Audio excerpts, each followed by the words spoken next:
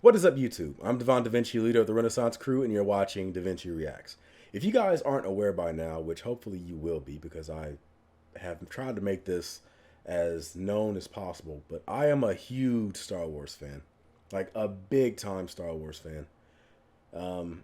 If I could buy a life-size model of Darth Vader and put it somewhere in this room, if I had room to put it, I would have it right in the background as my wingman for these videos, and I would talk to it and everything, and I would give it its own character and voice and all that. It'll be a key part of my videos if I could do that. But since I can't, I will just have to go ahead and continue to make impressions. I am Darth Vader. I gotta think of some lines to do before I do impressions. But with that being said, speaking of Darth Vader, since he is a Sith Lord, this is a video that caught my attention. It is created by a YouTube channel that I'm a fan of, I am subscribed to, and I highly encourage you guys to check out yourselves, and that is Star Wars Theory. I love the dude. He is somebody that, I love his passion for Pokemon. I just did a Pokemon video. I love his passion for Star Wars, the fact that he created an entire channel and a living off Star Wars, because the dude does fan movies as well. And I know he's had some issues with Disney and everything else. So if you can show the guy some support in any way, please go ahead and do that. Check out his channel. I think he has a Patreon. Check that out. If he does, I'll try to have a link for it in the description box down below, so you can go and check that out as well. Show him some support, because a lot of the projects that he does, because he doesn't own the assets, obviously it's owned by Disney and Lucasfilms and things like that, he can't monetize a lot of the stuff that he does. So if you want to show support for him, the best ways he can do it is, one, to watch the videos so that his videos that aren't copyright claimed can get more attention in the YouTube algorithm. Become a part of their Patreon so you can support them financially and continue to give Star Wars Theory the ability to make more videos and things like this, and like their videos, because who doesn't like to have their videos liked? I mean, everybody wants to know that what they're doing is positive and, you know, making people happy, so do that. I will have a link for their channel at the end of this video. The last 30 seconds, it'll have a link that pops up right here. Click on it, it'll take you to their channel, watch all their content. They have a ton of content on Star Wars. And I will have a link for the original video in the description box down below. Click on it, it will take you to the channel, or it will take you to the video. Watch it. If you don't want to watch the video twice, what I recommend is opening the video in a separate window or a separate tab. Put the video on mute and have it playing in the background while you're watching my reaction. By the time my reaction's done, the original video should be completed. So you'll give both of us a view, and that's the best way to support both these channels. So this video is called The Top 7 Most Powerful Sith Lords, Star Wars Explained Part 1. So I'm guessing this is only going to go to maybe entry number 4, maybe. I don't know. Maybe it's something else as far as Part 2. But if there is a Part 2, go and check it out. I'll probably give it some time before I do a reaction to the second part. I don't know how new this video, well, actually I can check out right now. Okay, so this video was released a long time ago. So maybe I'll do a Part 2 relatively recently. So with that being said, let's check this out and see what it has to offer. I'm guessing that, personally, like if I can guess, I would assume that Darth Vader will probably be in number 4 or 5. Emperor Palpatine would probably be number 3. And I would guess that number 1 and 2 would be, what's the name of the original Emperor? Vatili, something like that. I think he'd probably be number 1. And I heard that there was a Sith Lord in the extended universe before Disney destroyed it, where there was a Sith Lord that was extremely powerful, more powerful than Emperor Palpatine. I don't know if he's going to have the Legends continuity on this video, but we'll check it out. Anyway, let's jump into this. I'm expecting to see Darth Revan, Darth Nihilus. I would assume. Hey everyone, I'm going to make this a 2-part series where we'll cover the 7 Sith Lords in this video in no hierarchical order, and the second will cover another 7 of your choice. Okay. Top comments will get featured and their choices will be picked. Let's begin. We'll start with one of my favorite Sith from Legends. 1. Darth Krayt. Okay. Darth Krayt was a human. I think Darth Krayt was the one I was thinking of. I thought Darth Krayt would be the one that would be more powerful than Palpatine. My favorite Sith from Legends. 1. Darth Krayt. Darth Krayt was a human who was raised with Tusken Raiders, who became a Jedi, a bounty hunter, and finally, a Dark Lord of the Sith. His birth name was everywhere, Het. He was a general in the Clone Wars and one of the few Jedi to survive Order 66. After growing weary of the fate of the galaxy following the death of Sidious and Vader, he ventured off into the Outer Rim, only to be seized by an alien race known as the Yuuzhan Vong, who tortured him relentlessly. However, he ended up freeing himself by accepting the dark side within him and unleashing the full extent of his powers, after which he proclaimed himself the new Dark Lord of the Sith, breaking the rule of 2 and creating his own new rule of 1, bringing him to the top of the new Sith Empire. Learning to prolong his life using the dark side of the Force, this allowed him to accumulate knowledge beyond the lifespan of a regular Jedi or Sith. His Force lightning was mastered beyond Palpatine's level, able to literally incinerate his foe to burnt dust. He was also able to project Force vision so detailed that he could see an opponent move before he even dueled them. He was not only masterful with one saber, but 2, owning his abilities and slaying Jedi who challenged him. During his time in power, he was arguably the most powerful Sith in existence, with a presence in the dark side so strong that he was felt throughout the entire galaxy. 2. Darth Nihilus. During the Old Republic era... Now, I know about Darth Nihilus. For those of you that want to know more about him, check out the game Knights of the Old Republic 2. I believe he was a big antagonist that you have to go against in that game. I do know about Darth Nihilus and his Force Drain ability, probably one of the strongest Sith to ever use Force Drain. I believe there was even a story where he drained an entire planet of its life. But then again, his Force Drain was also the death of him because he was a bit of a glutton, and that led to his downfall. A human-born Nihilus suffered from exposure to the attack of a terrorizing superweapon that destroyed everything it hit. Badass look, though. I love the way he looks. Insatiable hunger for the Force. The plague-like condition began to feed. He's like Ghostface body, if he was a Sith Lord. Skin and organs, much like that of corrosion on iron. It burned so deep until nothing but his soul remained. Requiring a vessel, he bound his death mask and body armor to his spirit so as to be visible among the galaxy. He was later discovered by Darth Traya. She took Nihilus back to Malachor V and put him under her tutelage along with Darth Sion, and trained him in the ways of the dark side. When his hunger for power became insatiable, he would drain entire planets from their life force, leaving it withered, dry, and uninhabitable. When he later attempted to absorb an entire Jedi Academy, he was beaten and killed by a large group of Mandalorians. His Force powers included Force Drain, Rage, Lightning, Scream, Whirlwind, and Heal. His ability to reach into the Force and feel it around him allowed him to cast his thoughts as deep as one star system. 3. Darth Bane. Darth Bane. Before Darth Bane, it was civil war between all Sith. It was the Wild founder West of the era Rule of of the Sith Two world where everyone killed each other for more power and to get to the top. There were more Sith than could be counted, and this was how the Jedi eventually beat them with their unification of the Order. However, one Sith survived and reformed the Order into the galactic empire that we have seen today. Bane created the Rule of 2, which stated that there could only be 2 Sith at a time, a master and an apprentice, no more. He would often say, one to embody power, the other to crave it. Extremely ruthless with a lightsaber and the Force, he was one of the most well-rounded to rule the galaxy for his time.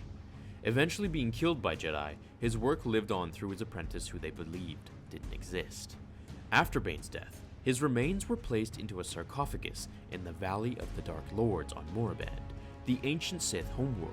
His vision of the Sith hiding within the shadows to one day wake amidst the Jedi's surprise and turn the Republic into an empire.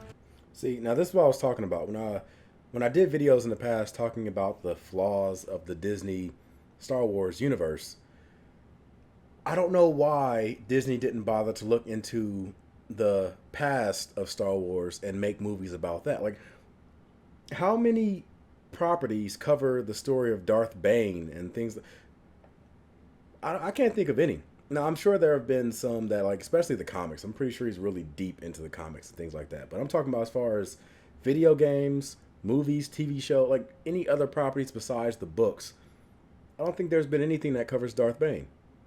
Why can't you make a movie about that? Like, a movie that centers around a universe full of Sith and how this person was able to just destroy all of it and just, like, to just collect all that power into himself and his apprentice and go against the Jedi Order. That would be a great movie.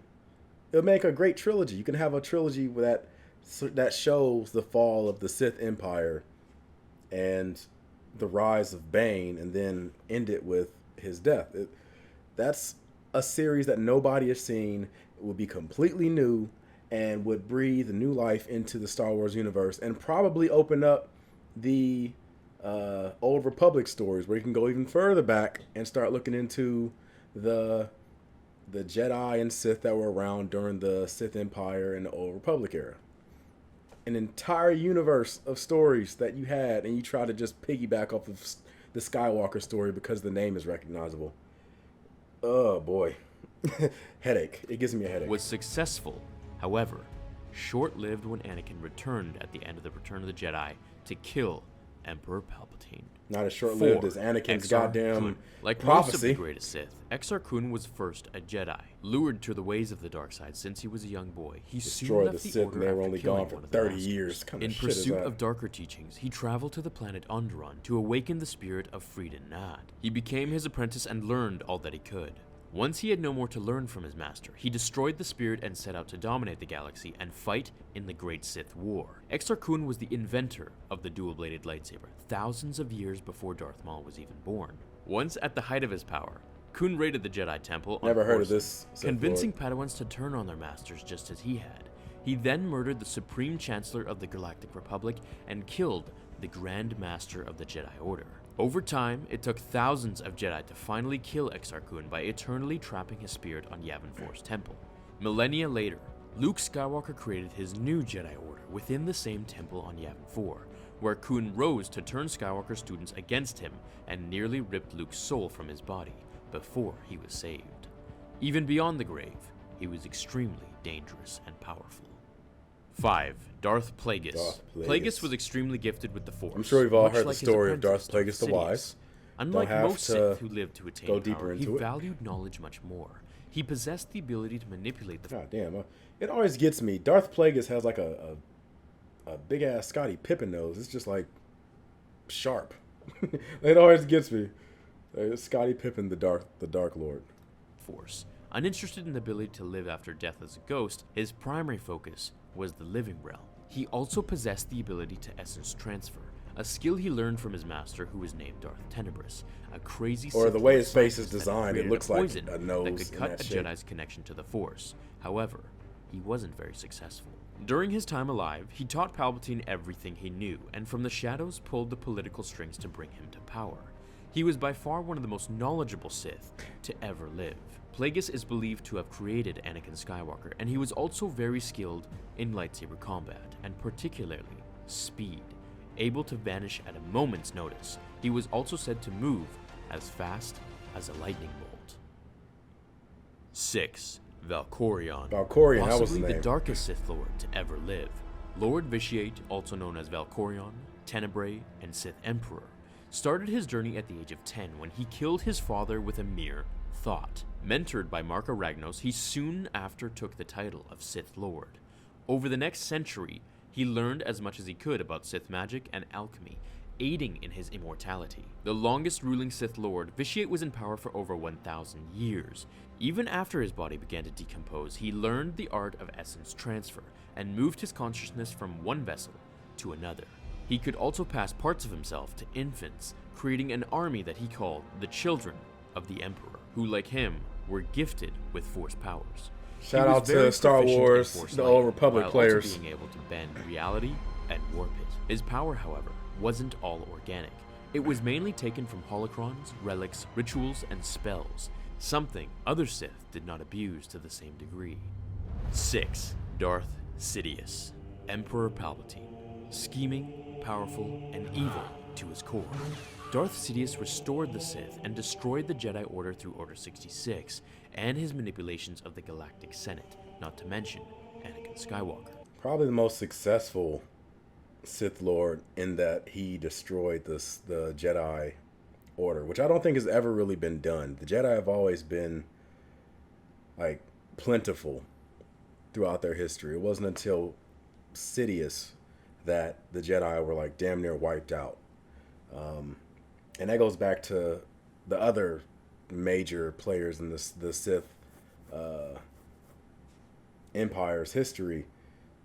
Nobody has been as successful as Darth Sidious, who pretty much did it the way that you wouldn't expect a bad guy to do it. Normally, when bad guys try to exert their power, they do it through force, whereas Sidious did it through manipulation and backdoor politics and deception, and like it seems more realistic. Like if somebody were to try to take over the world, for example, they wouldn't do it through military power. They would do it through influence and deception and diplomacy and things like that. And then after they've consolidated all that power for themselves, then they would show their true selves, and you'd be like, oh damn, we messed up. But by then it's already too late. You already gave them too much power. That's how Darth Sidious, and I don't want to risk demonetizing this video, but he's very much like a Hitler style of character, in that he climbed his way through the political ladder, and then through manipulation and propaganda and things like that, was able to become the supreme chancellor and supreme leader of not just his country, but the empire. And it reflects that's the reason why I think he's so successful, because it reflects what could happen in real life, and it reflects the German Empire of the 30s, well, mainly the 1930s. Living a double life, Sidious was in fact Palpatine, a Naboo senator, and Phantom Menace. He slowly manipulated the political system of the Galactic Republic until he was named Supreme Chancellor, and eventually Emperor, ruling the galaxy through fear and tyranny. In Legends, Palpatine's powers were far greater than what we were led to believe in the films. He was able to telepathically create hyperspace wormholes, teleport beings across the galaxy, force drain entire planets, essence transfer, and mind wipe billions of people. According to Yoda in the novelization, Sidious was more powerful than he was during the duel, and thus leading to Yoda's failure. Lucas himself is cited as calling Sidious the strongest Sith who ever existed. What did you all think about these 7? Well, if he said it. Who would you like covered in the next 7? Let me know below and I'll make it happen. Thank you all so much for watching. I hope you're all having a great day or night wherever you are watching this in the galaxy. I'll see you all in tomorrow's episode of Star Wars Theory. Until then, my fellow Jedi and Sith friends, remember, the Force will be with you, always. Fulfill your destiny.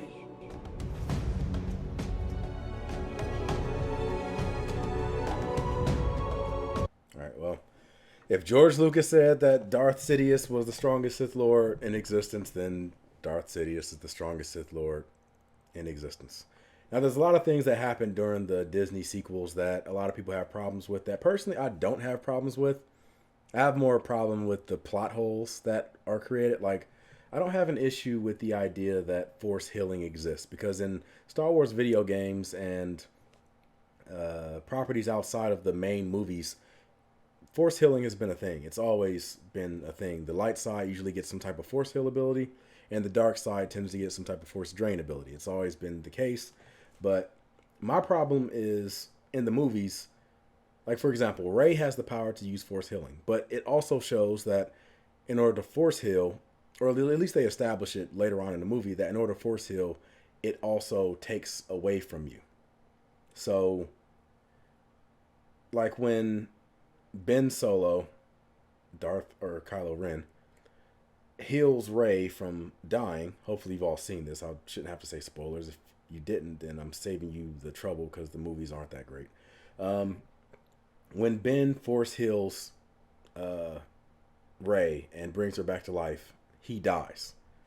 So it's like he had to pay the price for using that power because you can't, like, it comes at a cost. You can't just heal just for the sake of healing.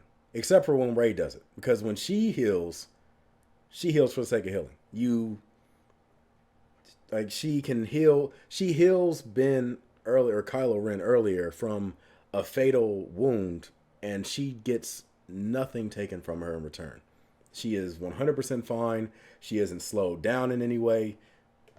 So it's like, okay, what's going on here? You establish that in order to heal somebody, it takes something out of you when you had Ben do it. But then when Rey does it, it completely takes away from that. I don't get what the purpose of that was. It made no sense. It's like they tried to establish, like when Rey did it, they tried to establish that the power exists, but they didn't bother to think about the continuity issues of her healing people and not having anything happen to her in return. I don't mind Darth Sidious coming back because in the extended universe or the Legends universe, he did come back. And he also did pretty much soul transferal. Like he was able to move his essence from different types of clones. So that fits in with the idea of Darth Sidious from the Legends story, what they did with him in the Disney sequels. So I don't have a problem with that. But what I do have a problem is how they obviously shoehorned him into the series because they had no idea what the hell they were going to do. If they were going to put Darth Sidious into the series, they should have left clues and hints going all the way back to the first movie that shows Darth Sidious is behind the workings of everything that's going on. Like, don't sit here and bring in this Snoke character and then try to establish that, oh, well, Snoke was the one that connected Kylo and Rey and pretty much used the visions to try to establish some type of dyad and things like that between them. But then when Sidious comes in, he doesn't know that they're a dyad. Like, you're supposed to be the one that's in charge of Snoke, but you don't know anything about the visions that they have, even though you're supposed to be the one that channeled those visions and made it happen. Like, you're like the damn operator. You don't know that they're trying to get in contact with each other when you're the one that was contacting them to begin with. Unless, like, the vessels you control, you don't have any idea of what they necessarily are thinking or doing. It doesn't make any sense. It made no sense why he was trying to kill Rey in the beginning of the movie, and then towards the end of the movie, he wanted her to live so she would kill him. And it's okay, well, if that's the case, why did you tell Kylo to kill her? If Kylo was trying to get her to join him to kill Emperor Palpatine, why was it that he tried to kill her multiple times throughout the movie? That goes against what you want. Like, why is it that Rey is constantly trying to kill Kylo Ren when their goals are the same? They both want to kill Emperor Palpatine, but when Kylo asked you to join him and, like, you don't do anything to, even if it's like, okay, fine, we'll join up for this one cause, but after that we're enemies again, or something, something.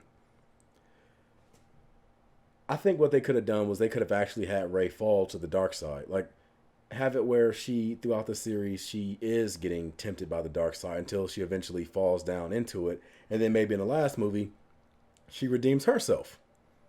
And then you can make Kylo Ren the at last enemy, or maybe Emperor Palpatine, whoever else, but she redeems herself in some way. I would have probably made the movie completely unrelated to the Skywalker story. Like, if you want to have Ben Solo involved in some way, go ahead and do that. But don't leave Luke and all them out of it.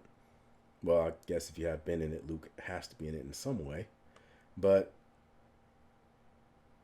whatever. Just get rid of the Skywalker thing entirely. They should have just ended the Skywalker story with Episode 6. It just seemed like they didn't know what they wanted to do as far as the messaging. Like, they wanted to establish that you weren't tied to your name, your destiny wasn't tied to who your family is. Anybody could be a hero, but then they later established, oh, but she's actually a Palpatine, and now she's taken on the name Skywalker. And it's like, that goes against everything that you we're trying to preach in the earlier part of the series. What? So it's like, oh man. I mean, Force Awakened was harmless enough. It was pretty much just a rehash of New Hope, so it really didn't do too much harm because it didn't really experiment and try too much different. Last Jedi, I didn't like more. I hated Last Jedi more than I hated The Rise of Skywalker. Only because to me, the continuity of the Star Wars story was more important than the actual movie itself. As far as a movie is concerned, if you could take these movies and just like put them in their own area outside of the other movies, Last Jedi is a better movie than Rise of Skywalker. But as far as its connection to the Star Wars story, it was worse. As far as just being a technical movie in the way that it was made, like continuity, lighting, visuals, acting, things like that, it was better. But the story was worse. And Rise of Skywalker obviously was worse from a filmmaking perspective. It just had a lot of issues, and the pace was like a goddamn toddler on Red Bull. It just like kept going, and like the first time I watched it, like immediately I felt like this movie feel like it's moving a mile a second. I have no idea why they're pushing this so damn fast. But yeah, I mean, the Disney sequel was just, to me, trash. And what pisses me off worse about the whole thing is that we can't get that time back. This was your last chance to use the original trilogy stars. Luke, Han, Leia. This is the last time you're ever going to be able to get them together and make this movie.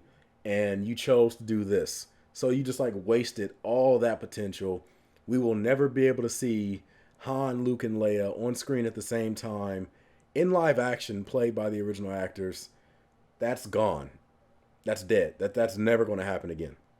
This was your one chance to do something with it, and you completely made a shit show out of it. And this is the legacy of that Star Wars cast. And that depresses me the most. We'll probably never see Mark Hamill reprise the Luke Skywalker role. I'm pretty sure we'll never see Han Solo do the Harrison Ford do the Han Solo role anymore. And I'm fairly certain we'll never see Carrie Fisher do Princess Leia again. I just have a hunch about that. But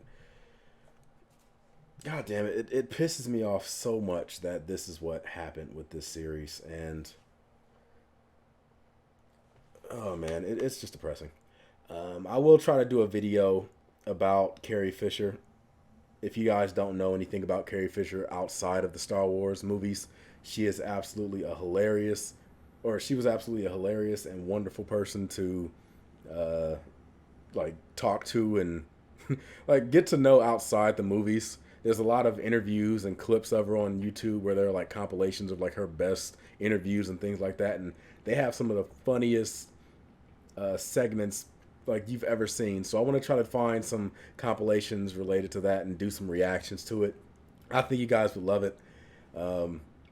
Carrie Fisher is one of my favorite actors, not just on screen but off screen as well.